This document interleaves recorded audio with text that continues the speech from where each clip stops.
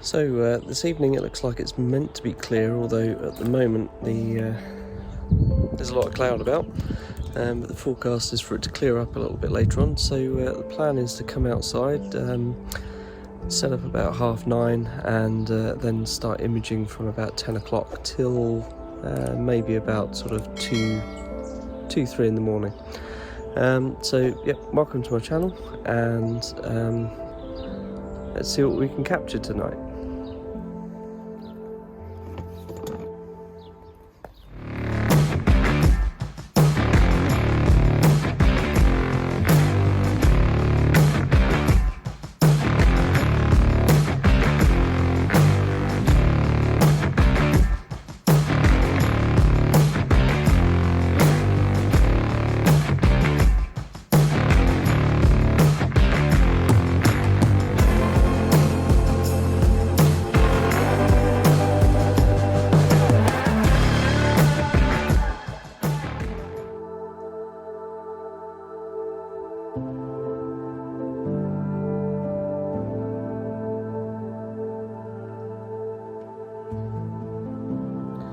Good evening. So yep, it's now dark. It's actually about 11 o'clock now.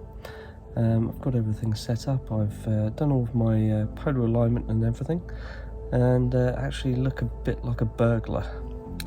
So I'm actually just sat outside my kitchen using the light from the kitchen to record this video. But yeah, got everything set up. I am imaging tonight the M109 Galaxy, which is in Ursa Major, and it's actually the furthest point that I've ever imaged. It's something crazy like 80 million light years away. So pretty insane that you can actually sort of capture that stuff in your back garden using a telescope and a camera. You can also do this with a good camera lens to a degree. I mean, my telescope is 600mm focal length, and you could do this with a DSLR as well. So if you've got the lens, it's all possible. I guess the biggest problem would be the tracking mount. Anyway, so yeah, everything's all set up. It's all polar aligned. I've used Pointcraft to get to the target and to make sure that I'm exactly centered on that galaxy. And yeah, done all of the guide calibration. Everything's all set up, ready to go, and just imaging at the moment. My plan for this evening is to again take 300-second subs and image pretty much through the night. So as soon as I've done the meridian flip, which should be fairly soon, to be fair, then the idea is to just recalibrate the guiding, make sure I'm pointing exactly where I need to be, and then just set off APT to continue imaging when it gets to about I don't know, maybe about 4 or 5 o'clock in the morning. When it's beginning to, and there's a dog. When it's beginning to get light, then I'm going to stop imaging and turn tracking off. So I've just completed the guide calibration. What I'm going to do now is just make sure I'm realigned after the guide calibration to ensure I'm correctly pointed over the target. So I'm going to go into Pointcraft. I'm taking a live view here, so we'll use that to do the solving. Click on Objects, down to M109, click Solve, and that will plate solve almost immediately. Synchronize mount, go down to Objects again, onto M109, click Go to++, and that's just going to make some adjustments now.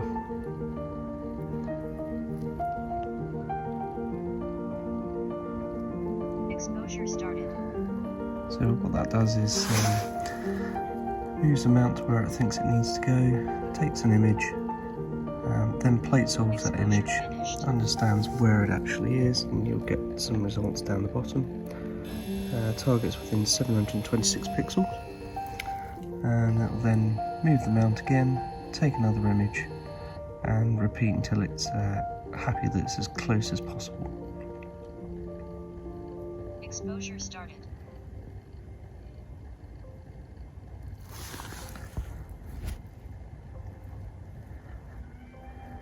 You can configure this to whatever exposure lengths that you actually want. I've got it configured to about 10 seconds just to make sure that there's plenty of stars for it to work against. Exposure started. So we're now 307 pixels away from the target. Exposure finished. Go to plus finished. No, that's complete.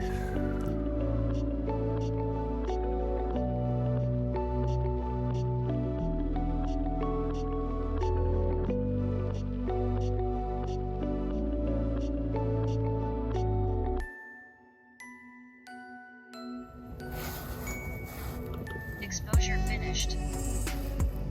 Exposure started.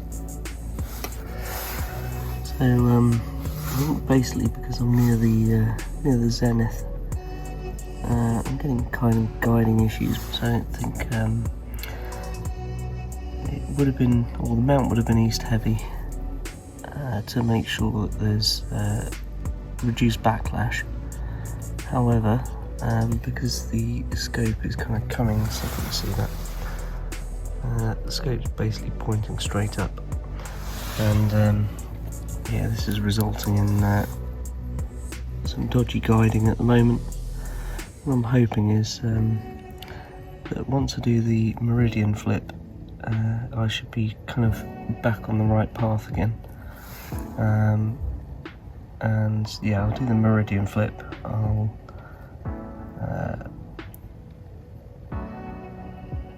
recalibrate guiding again, make sure it's on the target, and yeah, see what's going on there. So you might have heard that APT has just said that it's just passed through meridian. So yeah, I'm kind of at that point where nearly needing to do a meridian flip. Let's take a look at the exposure that's just come through. Stars aren't looking too bad.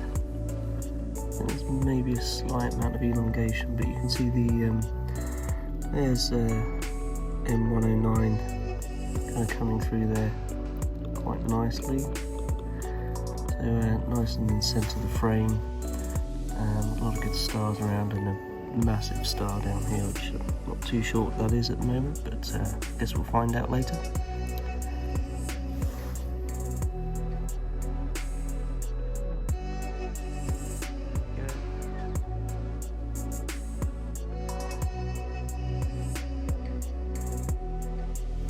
So what I'm going to do now is kick off the plan, although what I need to do is just adjust the plan to, where are we, at the 170, probably take about 20 of these off now, 50, then hit update current.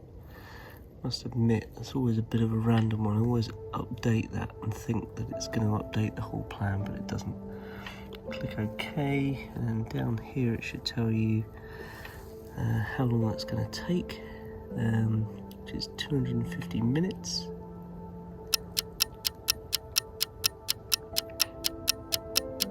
Which is 1, 2, 3, 4 hours. It's midnight.